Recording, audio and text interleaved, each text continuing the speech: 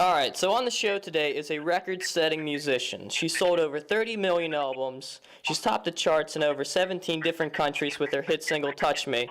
She's one of the sexiest women in rock and roll. She's the one and only Samantha Fox. Samantha, how are you today? That's a very nice intro. I'm very well, thank you. Alright, yeah, I've been looking forward to speaking with you for a few months now, so it's really cool for me. I really appreciate your time today. No, it's no problem. It's great. It's great to talk to you and great to speak to my American fans. It's great. Yeah, and a lot of artists can't claim the world as their stage, but they play certain markets within their country, but you really can play the world. I mean, the world is your stage, and how does that impact how you create and perform your music with an international audience? Wow. I mean, I just couldn't believe when I first started in the music business, because of my first song went to #1 in like 17 countries and top 5 in the rest of the world. It was instantly, I became instantly an international star. So it was like, it was from the very beginning. It just happened. So it's something I've just got very used to, and traveling the world and going to amazing places I never dreamed that I would be successful in, like places like India and I don't know, unusual places, lots of countries in Asia. Australia, as far as Australia. Now there's all the East, the former Eastern countries which are now open, like Russia and like the Ukraine, Latvia, Lithuania, Poland. Now that stage is open for me, so I haven't stopped working there for the last 10 years. So it's just something I got used to very early on, since 1986, is performing to a very multicultural audience from around the world, So obviously certain countries I go to, if they're Muslim countries, I respect that country, and they say to me I have to wear clothes up to my neck and sleeves down to my wrist and can't show much flesh, and I respect that when I go there. But I love it. It's just amazing travelling the world. I remember as a kid, I was like, one of my heroes as a kid was like Christopher Columbus, and I remember saying to my dad, I want to be like Christopher Columbus and travel the world and discover new places, and I haven't stopped. It's been amazing. Yeah, and you mentioned India, and I was reading on your website, and this completely blows my mind, that you played the crowds of like over 70,000 people for 3 nights, and you beat Bruce Springsteen's record. I mean, what was that like? What was that a part of? Well, it was amazing because I didn't really realise, again, that I was so huge in India, and I remember going to my local newsagent, and he asked for my autograph, and he'd not long been in England. They were a new family-run business, a little local shop, and he said he kind of, when I walked into the shop, he nearly had a heart attack, and I didn't really realise he knew me, and he said, ask for my autograph, and I said, well, do they know me in India? He said, do they know you? They love you. There's posters of Ganesh, and then there'll be a poster of you, and all your records are played on the radio out there, you're on Indian MTV, and I was like, wow, I'd love to go there. So we contacted a few promoters, and we rehearsed the band. We went out there. We had like 3 shows in Bombay, a show in Calcutta, Delhi, and Madras. And I was thinking, wow. And then we went out. We took all the PA out with us and all the equipment. And when we went to the sound check, they drove me onto this massive cricket field, which was Gandhi Stadium. And I'm thinking, we haven't got enough equipment for this place. I didn't realise how big I was there. They said, no, you'll be playing here for 3 nights. It holds 70,000 people. So at the time, Jeff O'Toole was playing there, and he lent me loads of his PA equipment. And it's really funny because I just didn't expect to be so huge out there. And then so we did the shows. Then I got offered a Bollywood movie, so I was like the first Westerner female ever to do a Bollywood movie, and I love doing different things, so that was really interesting to do. It's great fun. So yeah, very surprising, and a complete culture shock going there, but an amazing time, and they really, really loved the show. They really did.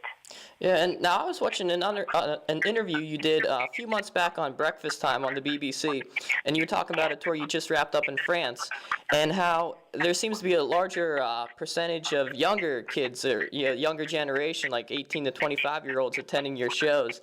And Yeah. as an artist, why do you think the younger generation is attracted to 80s music? In some cases, the music's older than some of the kids attending the shows. Why do you think there's such a draw to it? Well, I guess I believe, and there's a lot of people who really still dig 80s music. So much so, there's so many DJs now and artists now sampling keyboard sounds or hooks from the 80s into their songs now. Because the 80s was good, was great, was at the time for great melodies, anthemic choruses, and just very melodic songs, the songs that we can all remember, and the lyrics all had stories to them, and you could relate to them, and I don't know, it was a great time for music. I remember in the 80s when I was like right at the top of my tree, and my mum and dad saying to me, the 60s was the best time for music. But I must say, I really do think the 80s was the best. And so much so, there's so many people, doing that style again. So many, and young people seem to really dig it. I do my shows now. It's like I'm doing Finland in a couple of days, 2 shows there. And on my Twitter and Facebook, they're all buying tickets, and I look at their profile, and they're like 20, 18, 16, some of them even 15. Obviously, I've still got my loyal fans who've been there since the 80s. They still come to all the shows. Some of them even come with their kids on their shoulders, with Touch Me T-shirts on, and 80s ripped jeans. It's quite amazing the longevity that I've had. I can't believe after 26 years I'm still going strong, Yeah, it's a true testament that music can really transcend barriers, and it doesn't matter where you're from or how old you are, if it still speaks to you. Exactly. It's like I'm working on my 10th album at the moment, and I'm working with, because of this big 80s revival, and the new generation seem to love the sounds, I'm working with people like, I'm co-writing with Boy George at the moment, Ricky Wilde, who wrote all the hits for Kim Wilde. So it's going to have an 80s flavour, but with a modern twist, obviously. But yeah, I'm working with Steve Strange from Visage. We've just written a track together. So it's going to have an 80s flavour, but up to date and modern and bigger. I'm not going to go back to the drum machines. I'm still going to use real drums, but I'm going to use a lot of keyboards, live guitars. I'm going to mix a lot of live instruments with a lot of the 80s keyboard sounds. So it's going to be rather interesting. That's awesome. Now, when's that coming out? Is it next year? Yeah, we're working on it now, and we've got a great producer on board called Ian Masterson, and we're starting next week actually, so we're going to record all through December and January, and hopefully the release will be in February, and then along with the world tour, where you'll be seeing me. Yeah, that's awesome. Now, because right now you have your first 4 albums, you're reissuing them as deluxe albums, and all kinds of cool stuff is on these. So tell us about this stuff. Oh, it was amazing. It was a record company's idea called Cherry Red Records, and they're one of the very few record companies still doing hard copy. As you know, a lot of record companies now are only releasing on iTunes and things like that. But with me, I believe Samantha Fox is a great package. People do like to look at me, and they also like to listen to me. So I wanted to recreate those vinyls, go into the vaults, remaster them, and put them onto CD, because a lot of people can't play their vinyls anymore, or even in the car, right? So when I was digging around, and remixing the stuff, and just making them, giving them that quality of today, I found so many songs that I recorded back in the day when I was with BMG that never got used on the albums, because in those days you'd only put like 13, 12 songs on an album, but you'd record like 20. And it would be so upsetting when you'd all sit round the table with like the A&R and the marketing people, the promotion people, and me and my manager. We'd all vote what should go on the album. Sometimes there'd be a few I'd think, oh, I really want them on the album. And then the record company would say, well, we can use them on the next album, or we can put them on B-sides. And I think, they're too good for B-sides. So I discovered all these songs that I'd recorded, and some of them I even forgot I'd even recorded. So they're all on the reissues as well. So on each of the CDs, there's like 40 tracks, 12-inch versions, songs I recorded what never made the albums. So yeah, some amazing stuff. Really, like stuff that amazed me. I was like, wow, I don't even remember recording that song. Yeah. Now, wow. where can fans find these? Is it online or? You can buy them from eBay, actually. Okay. Yeah, and they're also, about a week ago, I signed about 1,000 copies of each album. So if you order them off eBay, they're all signed personally by me. Awesome. Yeah, I did like 1,000 2 weeks ago. They've nearly gone, so get in there. So the record company said to me, will I sign some more? That's another 4,000. I'm going to do them in a couple of days. It takes about, I would say, to sign 4,000 albums would take me a good day and a half. Yeah, before the hand starts like dropping off, you know. Yeah. But Yeah. I love to put my signature on stuff. I know it's so collectible for the fans, and I think it's really important, you know. Yeah, I think if I had to do that, sign 1,000 copies, I think after maybe the first 100, you won't even be able to read my name anymore. Oh, really? Yeah, I have horrible handwriting. I give you credit. It's important to do a good signature, because I've just been to, funny enough, I was in New Jersey when Sandy hit, you know, the hurricane. Yeah. And I was doing Chiller Expo, and I hadn't been to America since 1991, and I was a little bit worried whether if my fans were still there or if they remembered me. So I thought I'd do an exhibition with all my products and just see what the turnout's like. And I had the longest queues. It was amazing. And I was signing for 3 days, well, 2.5 because of the hurricane. And every fan was saying to me, well, I've got signatures of everybody else here, but your signature is the only one I can understand. Thank you so much.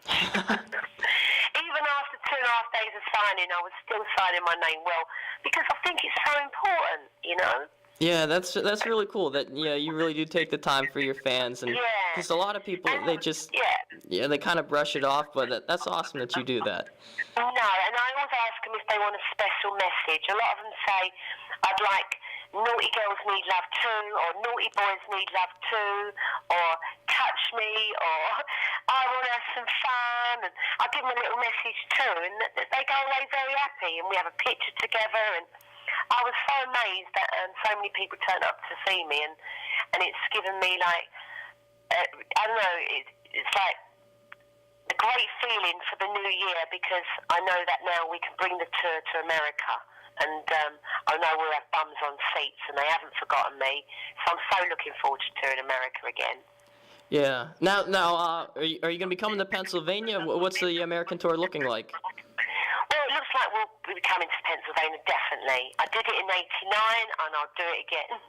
Nice. It's been a long, long while, hasn't it, since my tour there, but this next tour will be fantastic. It's been too long. I've been touring so much all over the world, and my last 2 albums wasn't released in America, which was quite upsetting, because I really wanted to go out there, and promoters were like very sceptical whether to book me, because the albums weren't released there. You see, and you know, with promoters, you need a profile, and you need to be up there again. So yeah, I'm working on America. I'm working hard. Now, I want to ask you, being a model and having your good looks and your physical appearance, did that ever work against you?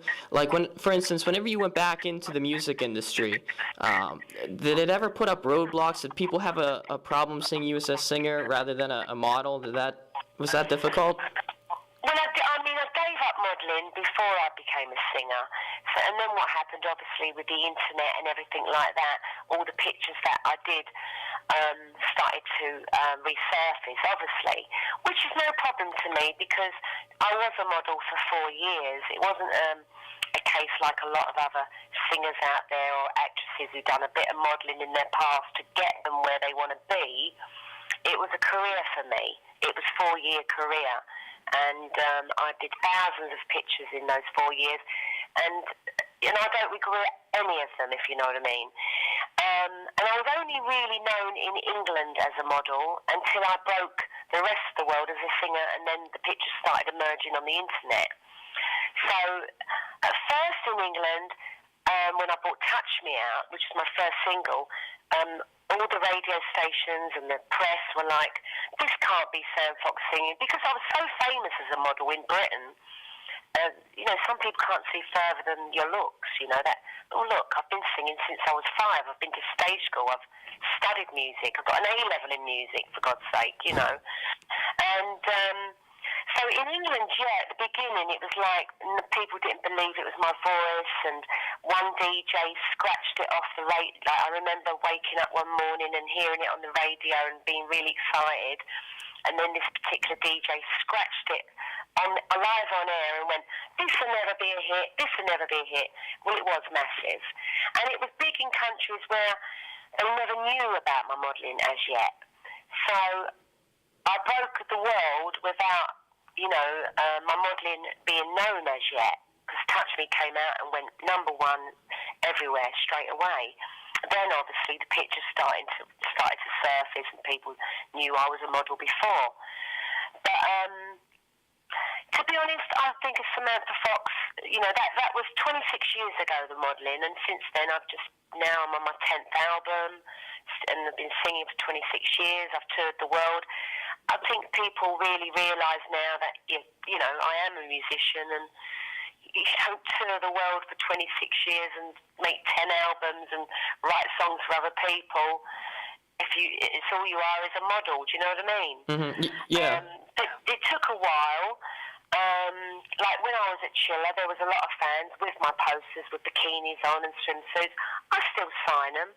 And I think to myself, well, you can't play a poster on a turntable. You can't play a poster in a CD player or on your iPod. They're still buying all my records. It doesn't seem to have hurt. And I think, well, Sam Fox is a good package. She's good to look at. She's good to listen to. And she's a marketing man's dream. And, especially where the record companies come into it, they go, right, okay, we're going to do a poster with this CD, and not necessarily a bikini shot or a swimsuit shot, but fans do like to look at my pictures, whether they're clothed or bikinied or swimsuit. I seem to take a good picture and they like it. So I have no regrets. At the beginning it was difficult, but as a muso, which is, in my heart, and touring the world for so long, I think people realise now that I'm pretty serious about what I do. And if they don't, then get a life. Yeah, really. But we're running out of time, but I want to ask you one last question. The world of music, whenever you turn on the radio or you throw in a CD or even a vinyl, what does that mean for you? Whenever you hear those voices and those instruments speaking to you, what does music embody for you? Music to me has to touch me, make me feel something in my stomach. Maybe you may feel that, I don't know. But if I hear a song and it sort of puts hairs on the end of my arms, and touches me inside, and if I'm singing it all day long, that for me is a great track. Something that the melody you don't forget, or it touches you in some way. It could be the lyrics, it could be the melody. And my taste in music is very schizophrenic. I like anything from Motorhead, AC/DC, Van Halen, Pat Benatar, Lita Ford, to Rihanna, to Lady Gaga, Jessie J, Jay-Z. I just love great music, whatever it may be, whether it's dance, whether it's rock, whether it's Pink Floyd, a bit alternative. If it's good, if it's a great song and I don't know, it touches me in some way, then I love it. I'm not one of these people who only likes house or R&B or hip hop or rock. I like all music. If it's good, it's good. You know? Exactly. Yeah. And Samantha, thank you again for talking with us today. I'm really excited you're coming to the U.S. and this new album coming out. I'm really looking forward to this now. And if you do come to Pennsylvania, come to Pittsburgh, I'd love to see a Samantha Fox concert. Well, you're welcome. And everybody, keep your eye on my Facebook, which is Samantha Fox Official, and Twitter, which is samfox.com. And you can keep an eye on what I'm doing and when I'm coming to the US, and keep up to date with where I am in the world. Awesome. All right. Thank you again, Samantha. Thank you very much. Thanks, Chris. Have a great day.